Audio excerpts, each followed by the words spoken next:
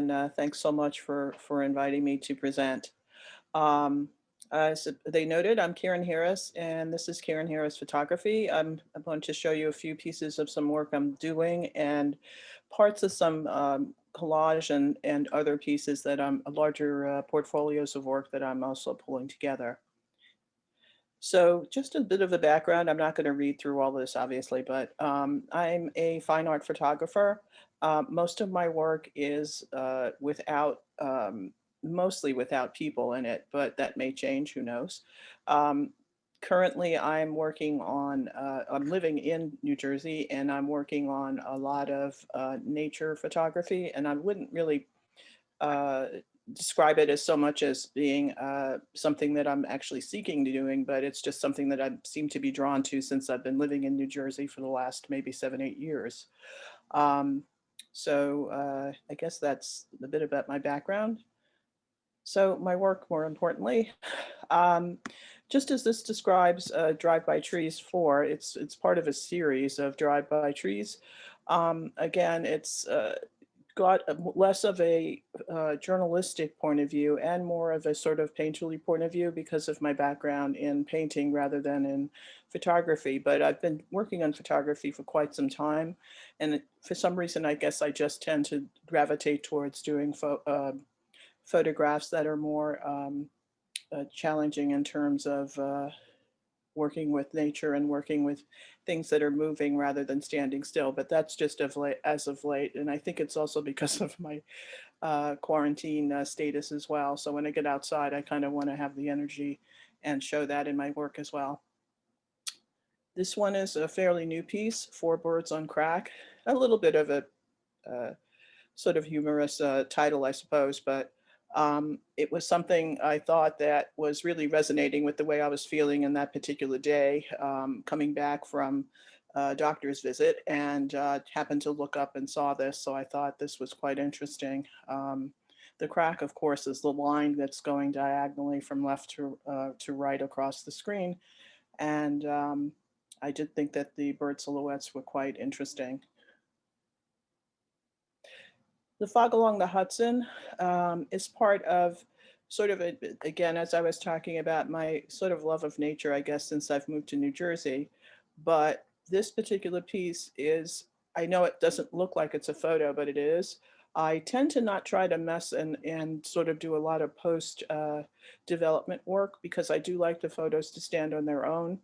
This one is basically almost as is. I just did a little bit of color retouch, but it was fog at about maybe 4 in the morning over the park in right by the Hudson, and I thought it was quite beautiful. So it made a very nice picture as well. This is more of a, and I'm tending to feel like during quarantine, as I sit at home more and more for the last maybe year or so now, um, I think my pictures are getting a little bit more dark. So I've done some things that are more like still life, like this one. And again, this is taken from a high. So out the window, you're seeing again a bit of the Hudson and a lot of fog, but you can't kind of see it here because of the darkness. But there is a chair, and it's kind of just a still life, and me kind of waiting to go out and see the sun again.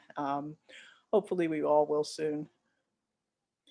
Nearly Night, love this piece myself, just because, again, this was the sunset in Jersey City. And I kind of have a fascination with the lampposts also that are around the downtown area where I was living at the time that I took this photo. Um, it's fairly large as well and fairly dramatic. So, uh, moving on to this one, some of the night pieces I've done usually involve sunsets, which are fairly dramatic over Jersey City as well. This one is towards the west, so if you kind of move to the left in my lens, you would probably see maybe a few planes because it's near Newark. But Sunset Runway, sort of a play on the fact that you can have a runway over the sky as well as in the bottom where you can see the highway, and then part of the runway for Newark Airport as well. So this one was one of my points of view that I tend to see things, I guess, a little strangely sometimes, which most artists, I suppose, do. Um, I saw this as kind of looking like candles, which is basically a night photo over the Hudson again. I don't know if you see that, but there are kind of 5 vertical candle pieces. And it's kind of interesting, I thought. And I thought to take a photo of this and to share this with you folks because it's kind of interesting in terms of what that looks like.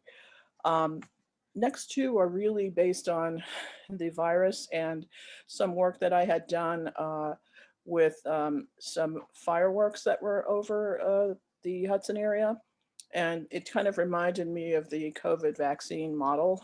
And I thought, wow, you know, who would have thought that that actually looks the same? And I kind of not didn't do too much manipulation with this, but this one, Corona on the Fire 3, as well as the next one, are really sort of about what I'm thinking about and what I'm feeling right now in terms of the virus. And I just feel that even though this is fairly dark, I wanted this to really show that the virus is, we kind of have a light at the end of the tunnel, thankfully, at this point, and it is dissipating. And so that's really my reference to this piece as well in terms of what I was trying to evoke. So anyway, I hope you guys enjoyed this. Thank you very much for your time. And again, to Art House Fridays and the folks for letting me back in. If you're interested in contacting me, my email address is here, contact@karenhphotos.com. My website is karenhphotos.com, and I'm also on Twitter. Thank you very much. Thank you, Karen.